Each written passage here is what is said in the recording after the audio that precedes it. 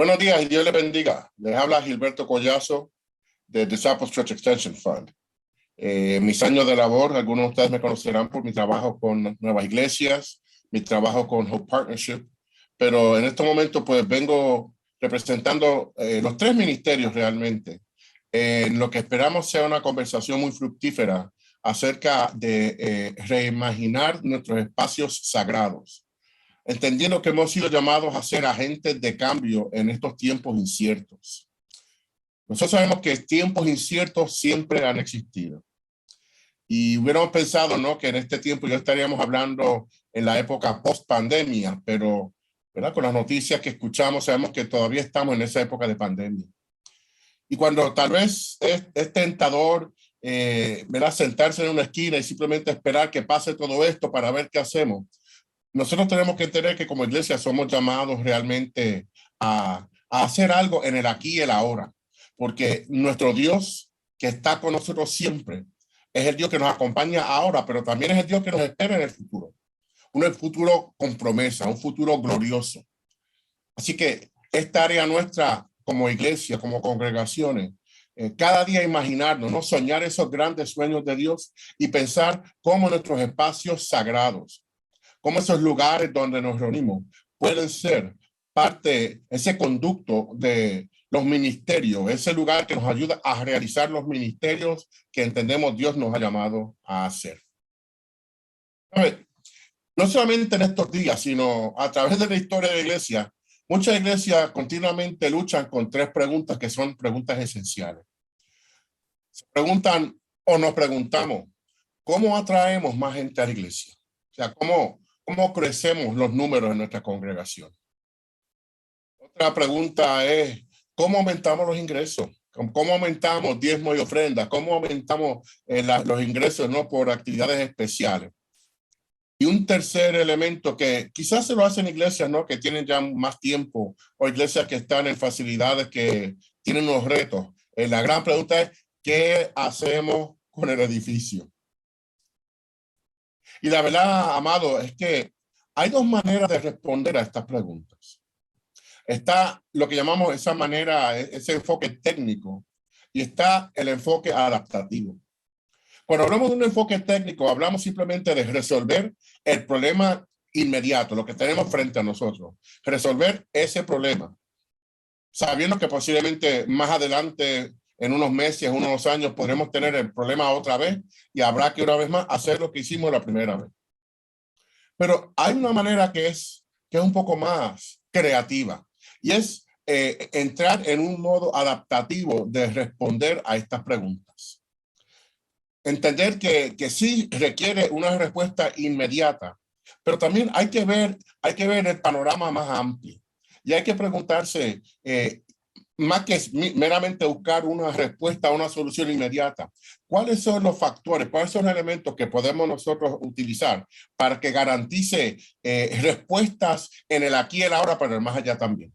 Respuestas que fortalezcan a la iglesia, respuestas que fortalezcan los ministerios de la iglesia, respuestas que afirmen la presencia y el espíritu de cambio que la iglesia es llamada a generar a las comunidades. Nosotros aquí en los ministerios de Hope Partnership hablamos mucho sobre el poder de la pregunta, the power of the question. Y una de las cosas que le decimos a nuestras congregaciones es, cambia la pregunta, cambia la iglesia. Change the question, change the church. Y básicamente lo que estamos diciendo es que las preguntas que yo mencioné hace un momento son preguntas muy válidas, son preguntas muy efectivas y son preguntas que hay que contestar. Pero si nosotros podemos responder a esas preguntas de una manera más adaptativa y menos técnica, si podemos nosotros reformular esas preguntas en una manera que realmente abra las posibilidades para nosotros soñar los grandes sueños de Dios, posiblemente entonces las respuestas puedan ser respuestas que nos ayuden a ser reflejo de lo que es el potencial ilimitado del reino de Dios. Así que cuando hablamos sobre cómo crecer la iglesia, ¿qué tal si en vez de hablar meramente de números, nos preguntásemos, ¿cómo ofrecemos ministerios efectivos de los cuales las personas quieran ser parte? En otras palabras, como iglesia, ¿Cómo creamos nosotros los espacios para que la gente quiera ser parte de lo que la iglesia está haciendo? Mire, hoy día la gente no se quiere hacer miembros de nada. Y nosotros operamos muchas veces las iglesias, ¿no? Bajo ese concepto de membresía. ¿Quién se hizo miembro? ¿Quién firmó la hoja de asistencia? ¿O quién aparece en la lista de miembros? Mire, hermano, ese modelo, ese concepto está pasando a la historia. La gente busca ser parte de algo que sea relevante, de algo que tiene sentido, que tiene significado, de algo que les provee a ellos significado en su vida, en su existencia. Así que, ¿qué tal si la pregunta de cómo crecemos la enfocamos hacia cómo ofrecemos las oportunidades para que la gente crezca individualmente? Eso va a atraer a la gente que quiera ser parte de lo que estamos haciendo. Cuando miramos la pregunta sobre recursos económicos, ¿qué tal si nos preguntásemos cómo manejamos nuestros recursos de modo que podemos ofrecer ministerios transformadores a nuestra comunidad? En otras palabras, no es cuestión de cuánto entró y cuánto se gastó, sino mirar de una manera más amplia nuestras finanzas.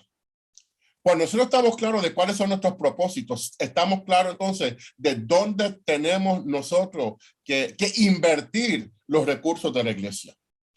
Es un mirar nuestro presupuesto desde la óptica de la voluntad de Dios y los propósitos de Dios, y no meramente de una óptica de dólares y centavos. Amado, cuando la gente está en un lugar donde se le permite servir y vivir desde sus pasiones, mire, la generosidad abunda. ¿Y qué tal si esa tercera pregunta, que es lo que va a ocupar un poco de nuestro tiempo hoy, esa pregunta acerca de qué hacemos con el edificio? ¿Qué tal si la pregunta fuese, pudiéramos reimaginar nuestras facilidades físicas de modo que sean conductos para los ministerios y no el enfoque de nuestro ministerio? Mi hermano, hay iglesias que tristemente su ministerio se ha convertido en mantener el edificio. Que todos los recursos van dirigidos a poder mantener las puertas abiertas a ver si alguien les llega. Eso no es ministerio. Pero tristemente, muchas iglesias operan bajo ese modelo.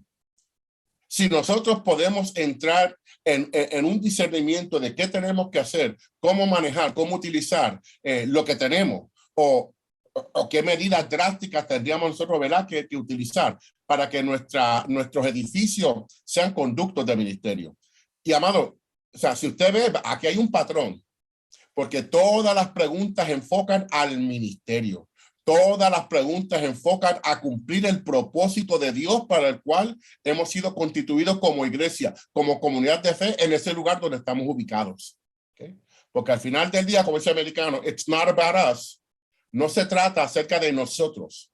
Se trata acerca de lo que Dios quiere hacer en y a través de nosotros. Mire, existe una relación clara entre los ciclos de vida, edificios y finanzas de una congregación. ¿Okay? Entender estos ciclos y tener una conciencia clara de dónde se encuentra la congregación en estos ciclos les va a permitir vivir y planificar dentro de un modelo proactivo de ministerio que va a ayudar a mantener la sustentabilidad, la relevancia y el impacto en su ministerio interno, al igual que el ministerio a la comunidad. Déjame ilustrárselo de esta manera. Aquí, ¿verdad?, está la curva, una curva que básicamente quizás muchos de ustedes han visto cuando en nuestras conversaciones sobre el ciclo de vida. Nosotros hemos integrado los otros dos elementos, ¿verdad?, ciclo financiero y ciclo de edificio, para que veamos cómo esos tres elementos, ¿verdad?, interaccionan a través de la vida de la iglesia. Mi hermano, nadie sabe cuántos años va a durar una iglesia. ¿Okay? Sabemos que en Estados Unidos hay iglesias que han celebrado 200 años, 300 años. En Europa hay iglesias que todavía, comunidades que todavía están adorando después de, 3, 4, 500 años. Pero también hay iglesias, ¿verdad? Ninguna de las iglesias que estableció el apóstol Pablo está todavía hoy activa. Así que las iglesias tienen su ciclo de vida. ¿Okay? Y toda iglesia tuvo su comienzo. Para algunas iglesias quizás hace tanto tiempo ya de eso que no hay ni siquiera una memoria colectiva sobre ese tipo de comienzo. pero todos comenzamos en algún momento. Toda iglesia tuvo su comienzo. ¿Okay? Y cuando usted mira este diagrama, usted va a ver que la línea horizontal se refiere al nivel de la sustentabilidad de la iglesia. La línea horizontal se refiere a la vitalidad de la iglesia. ¿Ok? Sustentabilidad y vitalidad. ¿Por qué esta relación? Mire, hermanos, porque hay iglesias que podrán tener mucho dinero, ¿ok? Pero no son iglesias con vitalidad, no son iglesias que están realizando ministerio, ¿ok? Así que vitalidad y sustentabilidad son dos elementos que se tienen que unir para que una iglesia sea una iglesia saludable. Cuando miramos este diagrama, el primer cuadrante entonces se refiere a esos años iniciales de la iglesia. Usualmente, ¿verdad? Pues no hay un edificio, por lo menos una propiedad como tal, aunque hay sus excepciones. Pero es un tiempo donde la iglesia, los hermanos comienzan a llegar y lo que realmente los unifica es una visión que realmente atrae, ¿no? Que llama la atención. Gente que siente que a través de este proyecto pueden hacer algo distinto, nuevo para la comunidad. La gente llega, la gente comienza a cerrar sus relaciones entre ellos, comienzan a surgir los primeros programas. Y como no hay unos gastos onerosos acerca del mantenimiento, ¿verdad? Usualmente, porque a veces hay grupos que se meten a alquilar unos sitios que de verdad no pueden pagar. Pero, o sea, en este primer cuadrante de la vida de la iglesia, usualmente los gastos de propiedad, de mantenimiento, no son tan grandes, lo cual permite que, aun cuando los recursos son limitados, puede la iglesia entonces utilizarlo tanto en el aspecto interno, ¿no? De ir capacitando a los que están llegando a la iglesia, como en el aspecto externo de ir ministrando a la comunidad. Pasa el tiempo, la iglesia comienza a madurar, adquiere, ¿verdad?, más identidad como cuerpo de creyentes, como iglesia, como comunidad de fe, y entra en lo que llamamos el segundo cuadrante. Más o menos ya en este tiempo la iglesia está experimentando un grado de sustentabilidad o de solvencia, ¿verdad? Diezmos, ofrendas, otros ingresos, la vitalidad, el ministerio, los niveles de energía de la gente, los niveles de compromiso con la gente, pues no, se evidencian en la vida diaria de la iglesia. Usualmente ya en esta segunda etapa, algunas iglesias ya han adquirido propiedades, quizás algunas que pudieron adquirir una propiedad en el primer cuadrante de la vida de la iglesia, ahora están mirando ampliar facilidades, renovar. En algunos casos, pues en el segundo cuadrante muchas iglesias también se mudan, no se relocalizan y se ubican en un lugar que es más adecuado para el tipo de ministerio que están haciendo. Pero lo que es importante es que ahora en el presupuesto de la iglesia comienza a asomar una partida sobre mantenimiento, arreglo, ¿verdad? Planta física, que ya comienza entonces a ocupar un lugar pues bastante prominente en el presupuesto de la iglesia. La iglesia sigue creciendo, la iglesia experimenta, ¿no?, su expansión, pero llega un momento, amado, en que la iglesia entonces llega a una cima, ¿no? Y aquí la iglesia se detiene. Se detiene porque simplemente es parte de un proceso natural, el ciclo de vida de la congregación. ¿Okay? Puede que sean muchos elementos, pero hay un momento de pausa. ¿Okay? Y inevitablemente lo que entonces sucede es que entonces la iglesia entra en un tiempo donde comienza a declinar. ¿Okay?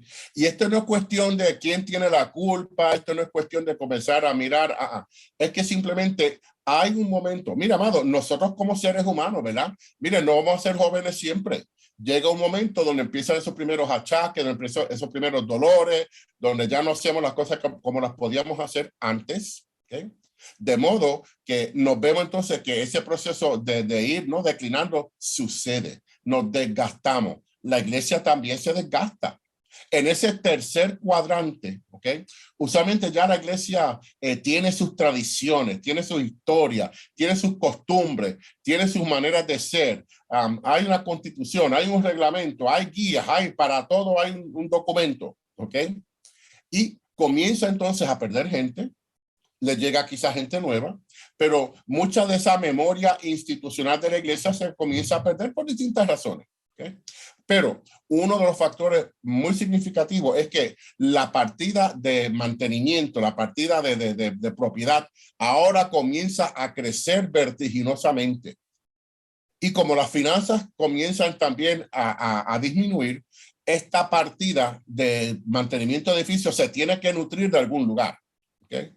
Aquí entonces cuando quizás empiezan a tomar dinero de lo que usualmente sería dinero destinado para las misiones, destinado para los ministerios a la comunidad, destinado para sostenimiento y salarios pastoral o del equipo pastoral de la iglesia, ¿ok? Y comienza entonces esa partida a crecer y a crecer y a crecer.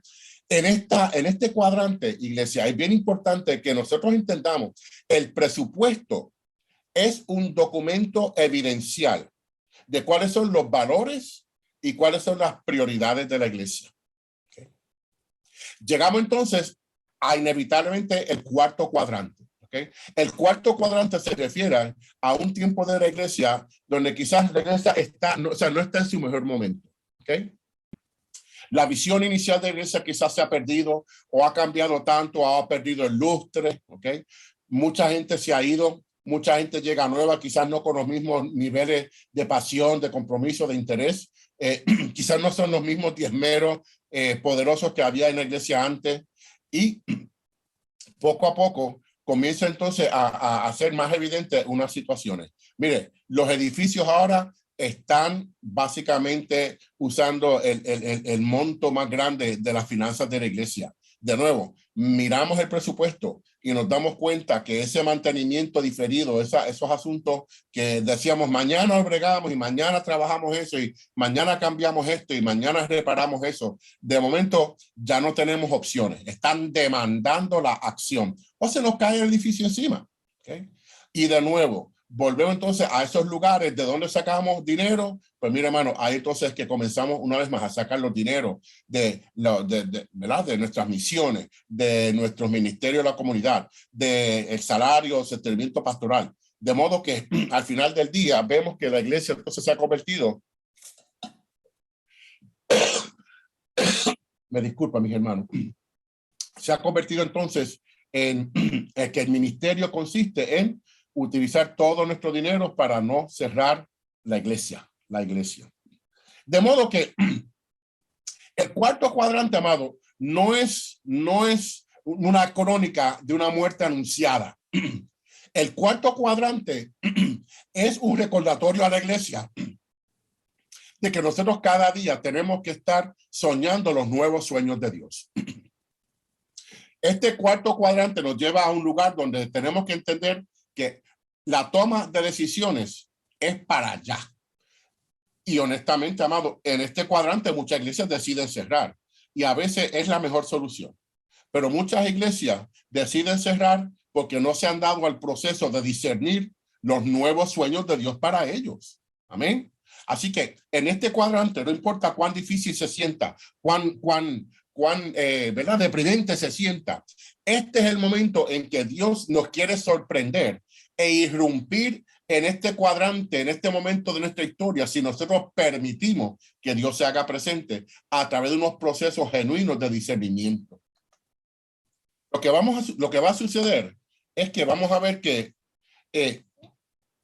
volvemos entonces, una de las cosas que tenemos que realmente comenzar a discernir es cuál es el propósito, cuál es el enfoque de nuestro templo, de nuestro edificio, ¿verdad? De la iglesia.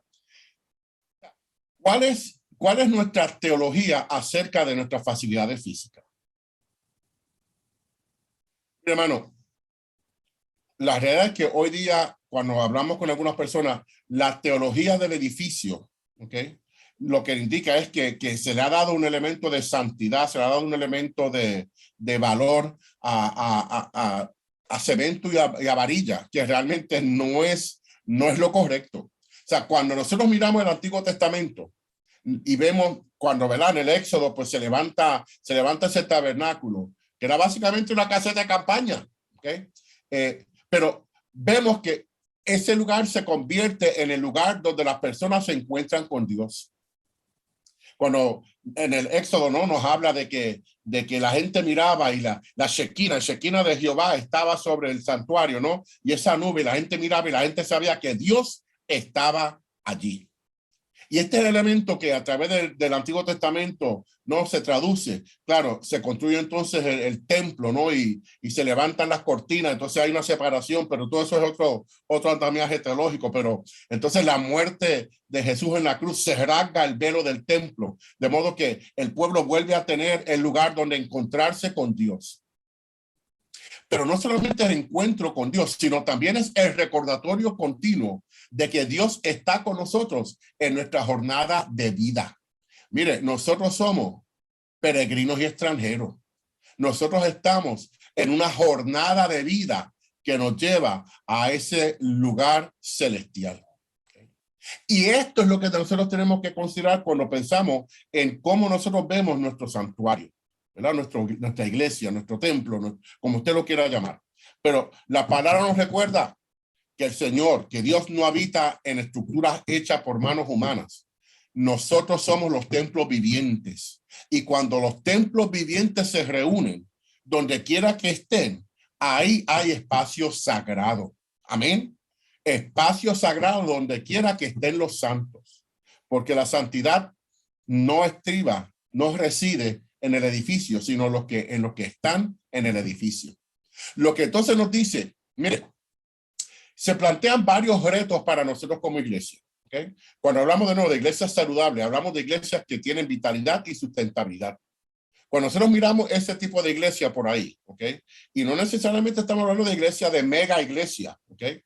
Sino iglesias que tienen una autopercepción, que tienen una teología saludable acerca de sus facilidades físicas, bueno, y en última instancia acerca de todo lo que es ser iglesia. Pero cuando hablamos de facilidades físicas, esos espacios sagrados, miren, la iglesia saludable se ve como tabernáculo. Ese concepto de movilidad, de flexibilidad. La iglesia saludable está en constante movimiento. ¿Okay? Mire, o sea, remodelaciones, renovando facilidades, en algunos casos relocalizando, ¿ok? Continuamente haciendo lo que va a hacer con el propósito de poder estar preparados para ofrecer ministerios efectivos. O sea, es una proyección continua, ¿no? De lo que estamos haciendo. Hace poco escuché de una iglesia que como parte de en sus manuales administrativos, una vez al año, cambian todas las cosas dentro de la iglesia, ¿ok? Que si los banderines, que si tienen pinturas o cuadros en las paredes, que si tienen, o sea, todo, para que todo cambie, para que haya una percepción de un movimiento de que las cosas están cambiando. Y finalmente, porque volvemos otra vez al enfoque principal de la iglesia, las iglesias saludables son agentes de cambio en sus comunidades. Agentes de cambio en sus comunidades. Que volvemos entonces al poder de la pregunta. ¿Okay? Y recuerden que estamos hablando sobre espacios sagrados, reimaginando nuestros espacios sagrados para ser agentes de cambio en tiempos inciertos. Así que, ¿qué tal si entonces en este proceso de discernimiento comenzamos con la pregunta? ¿Cómo puede el edificio ser una herramienta para nuestro ministerio? A nosotros pensar y repensar en los ministerios, el alcance, los proyectos comunitarios que tenemos, ¿ok? ¿Cómo se convierte el edificio en una de esas muchas herramientas que nosotros tenemos? ¿Okay? Rápido pensamos, bueno, tenemos una van para poder llevar los alimentos o tenemos en este espacio aquí, pues la cocina. ¿Y qué tal el edificio completo? O sea, este concepto integral. ¿Cómo puede el edificio ser herramienta para nuestro ministerio? ¿Cómo puede el edificio servir las necesidades de la comunidad?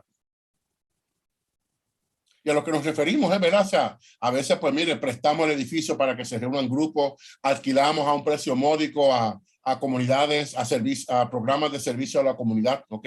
Pero ¿cómo nos aseguramos de que el edificio, su principal uso es realmente ser lugar donde se generan ministerios que sirven a la comunidad? ¿Cómo puede el edificio ser un lugar que evidencia el amor y el cuidado de Dios para todos? ¿Cuán accesible es el edificio? ¿Cuán visible es el edificio? ¿Qué mensaje proyecta el edificio cuando la gente nos mira? Eso hablando del edificio. Pero también entonces tenemos que preguntarnos, o sea, ¿Qué de los que estamos en el edificio? ¿Qué de los que hacemos que este edificio sea espacio sagrado? ¿Okay? Y una de las cosas que nos tenemos que preguntar es, ¿cuál es el propósito de Dios para nosotros? O sea, ¿con qué propósito nos puso Dios en este lugar? Pues mire, hermano, eso requiere no solamente un tiempo de oración y de ayuno y de retiro, pero también requiere un tiempo de análisis, ¿no? De data, de hacer preguntas. Mire, una de las cosas que nosotros como iglesia tenemos que estar claro es cuáles son las necesidades reales en nuestras comunidades. A veces asumimos, o a veces llegamos con la actitud de, bueno, fíjate, esto es lo que vamos a hacer. Mira, amado, para nosotros realmente ser una presencia relevante, para nosotros poder ser una presencia significativa en una comunidad, nosotros tenemos que conocer a nuestra comunidad, tenemos que conocer a nuestra gente, tenemos que conocer a quienes Dios nos ha llamado a ser sal y luz. Así que, ¿cuáles son esas necesidades reales en nuestra comunidad? Entonces, a la luz de eso, ¿qué sentimos? ¿Qué sientes que Dios les está llamando a hacer por esta comunidad? Mira, amado, nosotros no podemos hacerlo todo. Nosotros no podemos ser la respuesta y suplir todas las necesidades de nuestras comunidades. Creer eso es simplemente, mire, prepararse para un fracaso total y cuidado con echarle la culpa a Dios después. ¿Qué podemos nosotros, qué sentimos que Dios nos está, qué nos muestra el Espíritu cuando entramos en ese proceso de buscar dirección de Dios? Porque entonces la pregunta es, ¿qué podemos ofrecer? ¿O qué pudiéramos ofrecer con lo que tenemos? ¿O con lo que pudiéramos procurar para realmente poder servir efectivamente a la comunidad? Esa es una pregunta bien profunda de ministerio que nos tenemos que preguntar. Pero también hay otros factores que hay que considerar. Y estas son cuestiones más pragmáticas. Por ejemplo, nuestra localización. ¿Estamos realmente localizados en un lugar conveniente, céntrico, accesible? ¿Okay? Realmente las iglesias pues que llevan mucho tiempo en un lugar, ¿verdad? Porque mire, las comunidades cambian, la gente se muda, nueva gente llega. ¿Okay? Y eso es todo parte de esa movilidad, ¿no? De la demografía que existe en nuestras comunidades. Y más, ¿no? Nosotros como iglesia que sirve una comunidad hispana, sabemos que hay muchos elementos, pero la pregunta es, ¿estamos localizados donde tenemos que estar para poder servir a la comunidad? ¿Quién es nuestro prójimo? ¿Quién es nuestro vecino? ¿Son las personas a las que sentimos que Dios nos está llamando a ministrar? Y esas son preguntas, ¿verdad? Que tienen pues muchos elementos de complejidad, pero tenemos que considerar eso. Lo segundo, amado, tenemos que considerar las condiciones físicas, de las facilidades físicas de nuestra iglesia. ¿Cuánto tiempo tiene ese edificio? Usted sabe que con la edad vienen los achaques, con la edad vienen los retos, ¿ok? ¿Cuál es la condición de ese edificio? ¿Cuáles son esos asuntos de mantenimiento diferidos? Ese mantenimiento que nunca nos ocupamos, por la razón que fuera, que ahora está demandando la atención. ¿Okay? ¿Cuánto cuesta reparar? Cuando nosotros miramos nuestro edificio desde afuera, ¿qué proyecta la comunidad? Mira, hermano, yo sé usted la ha pasado. Yo he pasado por iglesias que les he mirado y he dicho, wow, qué pena. O sea, un edificio abandonado que en un momento sirvió como iglesia y de momento para gran sorpresa me entero que no está abandonada, que supuestamente ahí se está reuniendo una iglesia. O sea, lo que nosotros, o sea, ser candelero para la comunidad, ¿no? Es también proyectar un elemento de hospitalidad, es un elemento de accesibilidad. Nosotros tenemos que considerar las condiciones de nuestro edificio. Otro elemento también es tamaño y uso.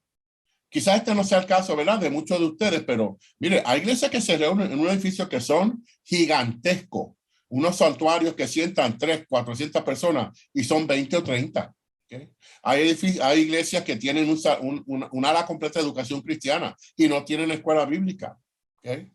Pero la pregunta es, ¿cuán grande es nuestro edificio y cuánto se usa? Porque obviamente, a más grande el edificio, mayor los gastos en nuestro presupuesto para mantener ese edificio. Y cuando hablamos de mayordomía, ¿tiene lógica en nosotros invertir tanto dinero para mantener un edificio que a duras penas se usa? Y cuando hablamos de uso, hay una diferencia entre uso para ministerio y uso para otras actividades. Hay iglesias que se mantienen de los alquileres de 5 y 10 ministerios, ¿no?, a la comunidad, pero no tienen ningún contacto ni ninguna relación con esos ministerios. Esto también hay que evaluarlo y es tema para otro día. Finalmente, nuestras consideraciones financieras. De nuevo, vamos al presupuesto. ¿Qué nos dice el presupuesto? Donde esté nuestros tesoros estará nuestro corazón, ¿verdad? ¿Cuánto estamos gastando? ¿Cuánto estamos empleando en mantener el edificio? En poder, en solventar alcance misionero, alcance comunitario, en pagar a nuestros pastores, nuestras pastoras, ¿verdad? Todos esos son elementos. Y si realmente estamos viendo que el grueso de nuestro ingreso, por mucho o poco que sea, está yendo a mantener facilidades, a mantener programas. Mira, hermano, algo tenemos entonces que preguntarnos qué vamos a hacer. Pero iglesia, a pesar de que esto suene tan, ¿verdad?, tan deprimente, yo quiero que usted sepa que hay esperanza, hay futuro. La palabra nos promete que el Señor tiene para nosotros planes, que tiene un futuro, que tiene pensamientos de gozo y de paz para nosotros. Pero nosotros tenemos que estar dispuestos a hacer nuestra parte. Mire, amado, la iglesia saludable, irrespectivo de su tamaño, irrespectivo de sus finanzas, irrespectivo de sus propiedades o falta de. La iglesia saludable es una iglesia que se atreve a tomar decisiones audaces y a asumir riesgo. Mire, hermano, a caminar no por vista, sino por fe, a creerle a Dios. Tanto que hablamos de eso, yo le creo a Dios, pero entonces vivimos en ese temor, vivimos en desde esa perspectiva, ¿no?, de carencia y no de abundancia. Amado, nosotros tenemos que atrevernos a ser creativos e innovadores en nuestra manera de pensar. Tenemos que dejar las cosas viejas. Tenemos que estar dispuestos a dejar atrás esos viejos paradigmas, esas viejas costumbres, esas viejas tradiciones, no porque hayan sido malas, sino porque Dios nos está ofreciendo cosas nuevas. En el inglés se dice let go and let God. ¿Okay? Hay que soltar para poder recibir lo nuevo de Dios. Y yo sé que eso es difícil porque envuelve fe, envuelve creerle a Dios por cosas que todavía no vemos. Pero, amado, Dios las ve. Cuando pensamos en Habacuc 2:2, ¿verdad? Mire, nos dice, nosotros tenemos que tener una visión. Eso no es opcional, iglesia. Nosotros tenemos que tener una visión. Y la palabra es clara. Y no solamente tener la visión, sino que hay que escribirla. Hay que entenderla. Hay que tener noción de lo que es esa visión. Nosotros acá en Hope le llamamos eso the future story, ¿verdad? Porque es esa imagen de lo que a lo que Dios nos está llamando. Pero también dice que al escribirla hay que entonces dárselo, ¿verdad?, a la gente, porque la gente tiene que abrazar esa visión, tiene que entenderla y tiene que ser empoderada y equipada para poder hacer esa visión, una realidad. De modo, iglesia, que ese nuevo futuro sí depende de Dios, pero también requiere que nosotros trabajemos en eso. Todo comienza con una honesta evaluación de lo que como iglesia valoramos y de lo que como iglesia nos sentimos llamados a hacer como seguidores de Cristo. Aquí comienza, amado. Aquí comienza, no importa en cuál cuadrante del ciclo de vida, del ciclo financiero o del ciclo edificio que usted se encuentre. Es una pausa, es un estar quieto en la presencia de Dios y comenzar a preguntarse, a hacerse esas grandes preguntas. Hay un nuevo futuro. Y nosotros estamos aquí para acompañarles en este proceso de discernimiento acerca de los próximos pasos a seguir para poder reimaginar sus espacios sagrados para nuevos y poderosos ministerios en estos tiempos de tanta incertidumbre. Caminamos no por vista, sino por fe, porque el Dios que nos ha llamado hará su buena obra en nosotros y a través de nosotros. Ahí está, amados, mi información, mi contacto, si usted quiere hablar, si usted tiene alguna pregunta. Y sepa, ¿verdad?, que estamos a su disposición. Entiendo que el 27 de este mes vamos a estar a las 2:30. Por favor, verifique el programa de la asamblea, la asamblea regional. Vamos a estar en un breve momento de preguntas y respuestas acerca de esta presentación y cualquier preguntita que usted tenga al respecto sobre esto. Así que gracias por este tiempo, gracias por soñar con nosotros y reimaginar esos espacios sagrados. Que Dios les bendiga.